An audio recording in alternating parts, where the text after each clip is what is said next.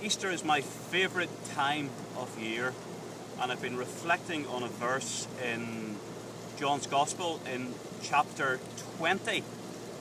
There's an amazing verse where it talks about Jesus being resurrected, and all the bandages and clothes that were on him fell to one side.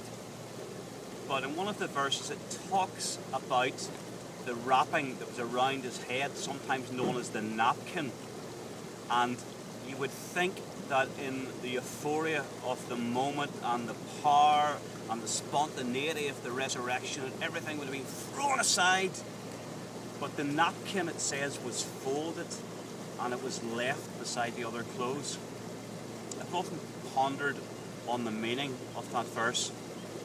And recently somebody gave me a little insight into Hebrew tradition in relation to the slave and the master.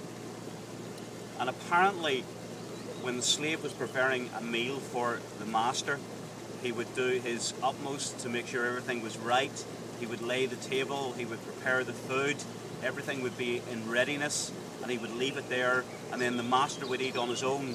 It wouldn't be right for the slave to be in the presence of the master, and the slave would go somewhere else. Maybe he would hide behind a pillar, or maybe he would go into another room just to keep an eye on what was happening if he was needed, if he was called for.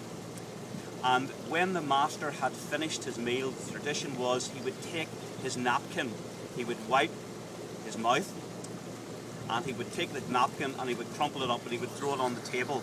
And with that, the slave would know that the master had finished his meal and he was at liberty to go and to clear the table. Now, in the very rare occasion, if the master had to leave the table in the middle of his meal, maybe he had to go and see someone, maybe he had to visit the bathroom, who knows, it would have been the custom for him to take the napkin and not to crumple it up, but to fold it meticulously, very, very neatly, and to leave it on the table.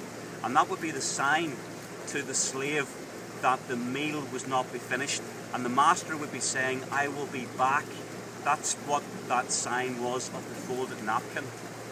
Now, when we think of Jesus and the resurrection and the fact that the napkin or the head covering was folded, could it be that Jesus was making a statement?